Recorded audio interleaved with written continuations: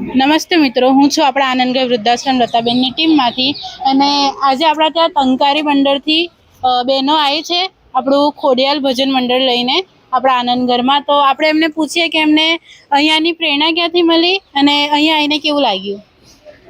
અમને વિડીયોથી માધ્યમથી અમને પ્રેરણા મળી છે કે લતાબેનના કે વૃદ્ધા આશ્રમ ખોલાયું છે, તો આપણે દાન કરીએ તો આપણા મા બાપોને કેવી રીતના રાખવા અને કેવી રીતના રહેવું એ આપણા બાળકો પણ શીખે, આપણે પણ શીખે. એટલા માટે અમે અહીં દાન કરવા આવેલા છે. તમને કેવું લાગ્યું? અમને તો બહુ સરસ લાગ્યું. મજા આવી? હા, બહુ મજા આવી. તમને બધાને કેવું લાગ્યું? અમને મજા આવી. અમે તો એવું જોઈને કે અમારા મા બાપ મળ્યા અમને કેવું લાગ્યું? બા છે મોટા અમારા. અમારા બા મોટા.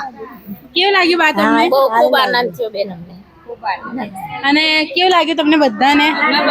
ફરી આવશો ને અમારા આનંદગઢની મુલાકાત?